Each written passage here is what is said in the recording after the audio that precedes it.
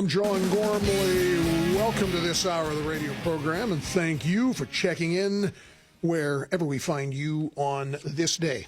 Now, I thought this was an intriguing angle to the unfortunate permanent layoff of 1,045 people this week by the world's largest fertilizer company, PotashCorp of Saskatchewan. And of that 1,045 jobs, 440 of them, 40%, happening in this province. Hardest hit, Lanigan Mine, with 240 jobs gone. We also went through the other jobs, over 100 at Corrie, 10 at Patience Lake, 25 at the corporate head office. And 3 weeks before Christmas, the timing couldn't have been worse, and I fault Potash for that. But a letter written by Premier Brad Wall, and it's a brief letter, to Dallas Howe, the chair of the board of PotashCorp, talks about, in particular, Bill Doyle, the CEO, the comment that the company's dividend is sacrosanct. And the Premier's writing to express his disappointment at that part of the layoff announcement. In the context of the announcement, this can only mean the interests of the shareholders were protected, while the interests of employees here in Saskatchewan and elsewhere were sacrificed. I understand PotashCorp's board needs to look after the best interests of the shareholders. So do I. My shareholders are the people of Saskatchewan who also happen to own the potash resource. And then the Premier goes on to say he welcomed Doyle's follow-up call, saying he regretted those remarks. And then the Premier says, I'm asking you, this is the chair of the board he's asking, and your board to revisit PotashCorp's dividend policy and yesterday's decision with a view to considering whether the number of layoffs could be mitigated. I appreciated our conversation yesterday, during which we agreed that in difficult moments like this, it's important everyone shares in the sacrifice, and Mr. Doyle's comments suggest this did not happen. Premier Brad Wall joins us to explain, to elaborate on the letter. Premier, thanks for taking the time this morning. Good morning, John. Okay, why the letter angling in on the dividends issue? Well, I first heard about Mr. Doyle's comments with respect to the dividend policy, the current dividend being unchanged, actually being sacrosanct, when I had it posed to me by an interviewer on BNN. It was a live interview about the situation. We were talking in that interview about the fact that, well, our first concern obviously is with and remains with the people of this province, the laid-off workers.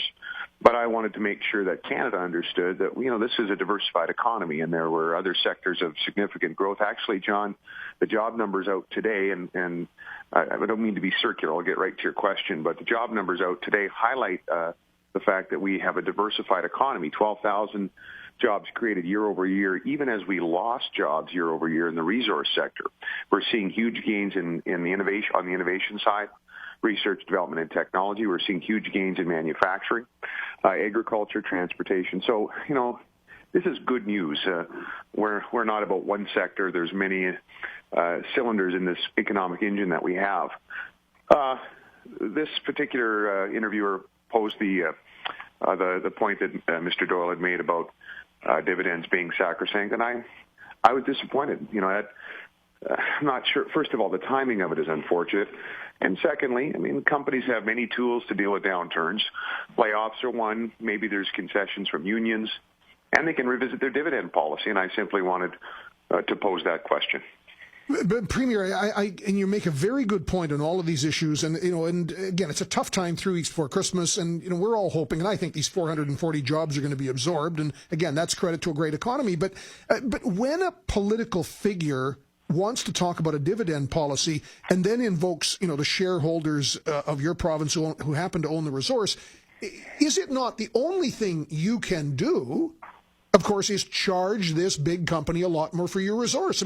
That's really what you have the power to do. Otherwise, when a politician starts to weigh in on a dividend question, the number of employees impacted, as PotashCorp points out, is really unrelated to dividend. The company still has to find a right size for production. So how do you respond to that? Well, I've heard this comment. I've heard, everyone has shared in the pain, so to speak, because the share price has gone down. This is a derivative, though, of the market. Companies, what we're talking about here is what companies can do to react to a downturn. And there are, as I've just said, a number of options. Layoffs is one of those options. And again, maybe it's concessions from unions. Maybe that's another one. Maybe the dividend policy, something the company does control, is an option. And I think it's absolutely reasonable in an industry as significant as this one is in a province that we would ask that question, especially when Mr. Doyle makes the comment, I guess it was the same day the layoff announcements were made. I would also point this out, John, that this same company was very interested in my personal involvement and the involvement of the people of Saskatchewan during the hostile takeover. Yeah, good point. And you were instrumental in them not being taken over by BHP. But is there a political risk when a political figure starts to advise a company on its dividend policy, when the rest of the world looks at this and says, gee, dividend policies, especially for a company that has paid dividends consistently since 1990, is that sending perhaps an adverse message to the investment community? Well, I hope not, because the message to the investment community, to all companies that we have delivered, I think, consistently since 2007, through things like rebalancing the labor legislative environment, through tax reductions, through debt reductions, debt repayment, through infrastructure investments, is that this is a very good place to do business, and we're striving to make it that kind of a business environment. By the way, with more work to do. But I think it's very reasonable to ask this question, especially when we're talking about the number of permanent layoffs we're talking about in a resource company that has, for good or for ill, had a long relationship with governments. First, of course, as you know, John, as a Crown, and then most recently during the hostile takeover bid. And so I'm going to ask that question, especially in light of how the announcement by the company came out that, look, they would just simply refuse to look at any dividend policy changes.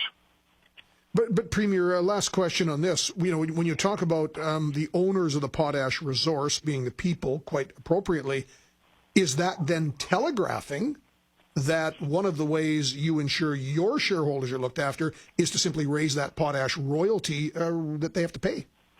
No, I think it's just making the point that I understand that the chairman of the board, Mr. Howe, the directors, and Mr. Doyle have a duty to look out for shareholders. My point in the letter was, I also have shareholders, on a de facto basis. It's the people of the province, and interestingly enough, when it comes to this particular business, they own the resource. You know, John, that we have gone to great lengths as a government to promote royalty stability. While other jurisdictions were increasing resource royalties in oil, we made sure ours were level. We saw the benefit of it. We fought the last campaign against the NDP, who then and still wanted to jack up royalties from potash about $2 billion. Uranium royalties as well. We said, no, we need stability. We need to be competitive, and that remains our position. Premier, appreciate you explaining this today, and we'll keep in touch. Thanks, John. Premier Brad Wall joining us from Swift Current this morning.